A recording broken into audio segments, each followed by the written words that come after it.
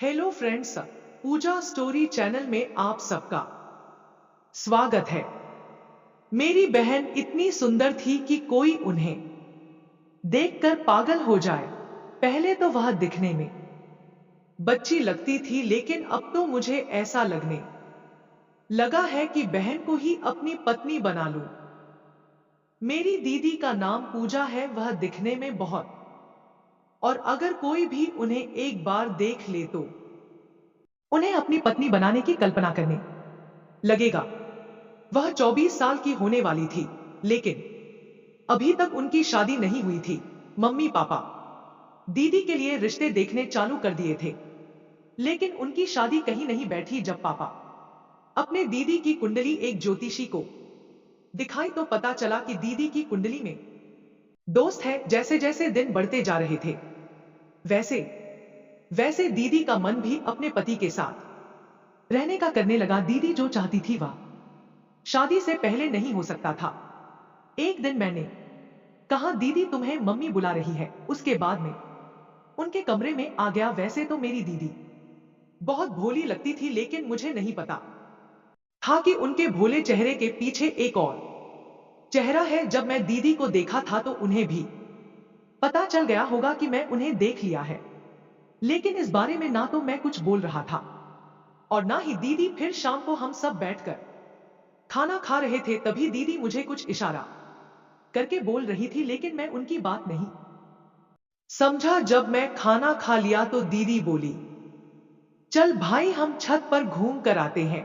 मुझे अंदर से लगने लगा कि शायद दीदी कल वाली बात के बारे में कुछ पूछे। उसके बाद मैं दीदी के सब छत पर गया। कुछ देर हम दोनों शांत रहे। मुझे लगा पहले दीदी बोलेंगे और उन्हें लगा कि पहले मैं बोलूंगा। फिर मैं ही पूछा, दीदी तुम मुझे छत पर क्यों लाई हो? फिर दीदी बड़ी धीमी आवाज में बोली, तुमने मुझे वह करते हुए देख लिया था ना? मैं अनजान बनते हुए कहा, मैंने तो कुछ भी नहीं देखा था। दीदी बोली, मुझे सब पता है, तू झूठ बोल रहा है।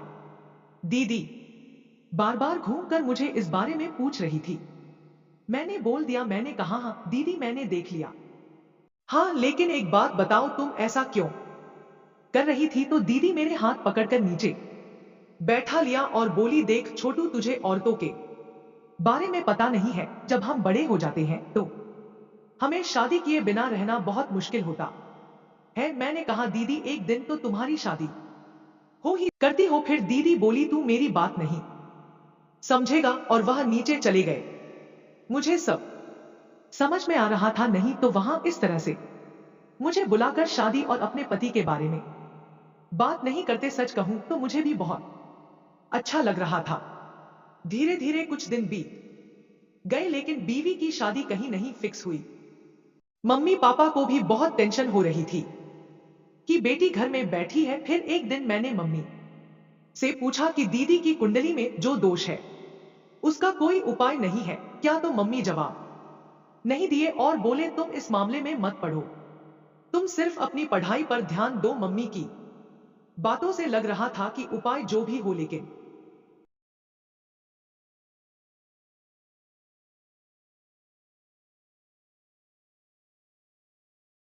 आसान नहीं था। उसके बाद मैं पता लगाने के लिए इस ज्योतिषी के पास गया जिसने दीदी की कुंडली देखी थी। जब मैं उनसे उपाय पूछा तो उपाय सुनकर मेरे भी होश उड़ गए। ज्योतिषी ने कहा कि दीदी को शादी करनी पड़ेगी, क्योंकि उनका पहला दूल्हा जो बनेगा वह 2 दिन बाद ही इस दुनिया से चल जाएगा। उसके बाद दूसरी शादी संपन्न हो सकती है। अब यह सबसे बड़ी बात थी कि आखिर यह जानते हुए कि दीदी जिससे शादी करेगी वह 2 दिन बाद ही चला जाएगा, इतना बड़ा पाप कौन करेगा? फिर मैंने कहा कि बाबा यह तो गलत रास्ता है, कोई ऐसा रास्ता बताइए जिसमें किसी को कोई भी खतरा ना हो।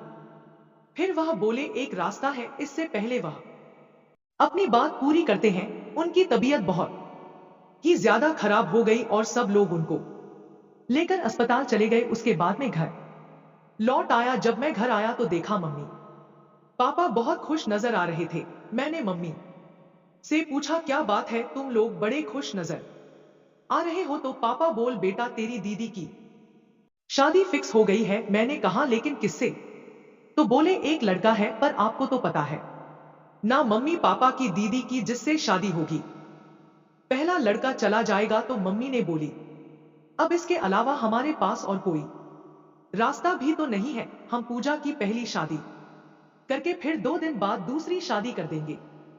मैंने कहा लेकिन मम्मी, उसे लड़के के घर वालों पर क्या बीतेगी? पापा बोल बेटा तुम ठीक कह रहे हो, हम सिर्फ अपनी बेटी के बारे में ही सोच रहे हैं, लेकिन उसे लड़के के बारे में नहीं सोच रहे हैं जो पूजा के दोष की वजह से अपनी जिंदगी को देगा। मैंने कहा पापा, ठंडा दिमाग से कम को कोई ना कोई रास्ता जरूर निकलेगा। उसके बाद मैं पूजा के कमरे में गया। जब मैं कमरे के बाहर ही था तो मुझे पूजा के कमरे से आवाज सुनाई दी। फिर मैं धीरे से दरवाजे के पास गया तो देखना दरवाजा अंदर से बंद था। फिर मैं छत के ऊपर गया क्योंकि पूजा के कमरे के ऊपर एक खिड़की थी जो छत से जुड़ी हुई थी। मैंने वहां से छुपकर देखा तो पूजा अपना फोन चला रही थी।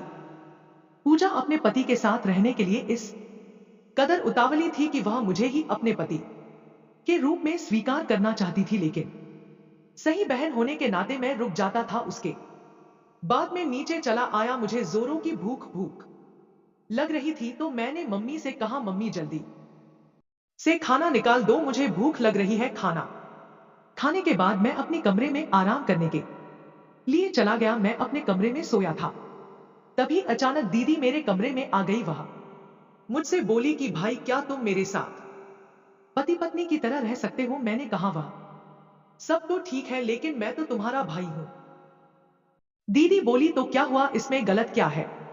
तभी मुझे पापा बुलाने लगे तो मैं वहां चला गया।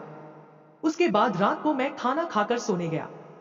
मेरी आदत थी कि मुझे 1 से पहले नींद नहीं आती थी। जब मेरे घर में सब लोग सो जाते थिएटर जाकर कभी मुझे नींद आती थी। रात के 12 रहे थे, मैं अपने कमरे में सो रहा था। तभी मुझे महसूस हुआ कि जैसे मेरे कमरे में और भी कोई है। मैंने तुरंत सारी लाइट जला दी।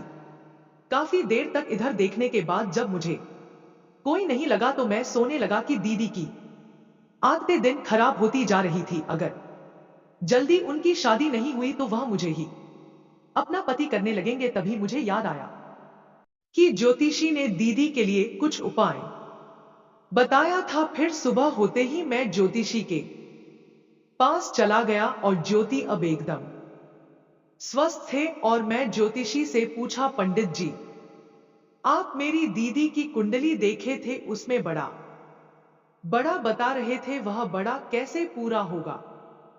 तो पंडित जी ने बोला, बेटा जो जो सामान हम बोल रहे हैं उसको मंगा लेना और कल हम तुम्हारे घर आएंगे, क्योंकि तुम्हारी दीदी के ऊपर कोई साया है, हम झाड़ फूंक करके सही कर देंगे। तो मैंने बोला ठीक है पंडित जी। फिर मैं घर आ गया। पापा ने यह सब सुना तो बहुत खुश हुए कि बेटा है मेरा, आप बहुत समझदार हो गया है। और पंडित जी आए सब कुछ करके दीदी को एक रात अपने साथ रखा। और उसके बाद आप लोग तो समझ ही सकते हैं क्या हुआ होगा।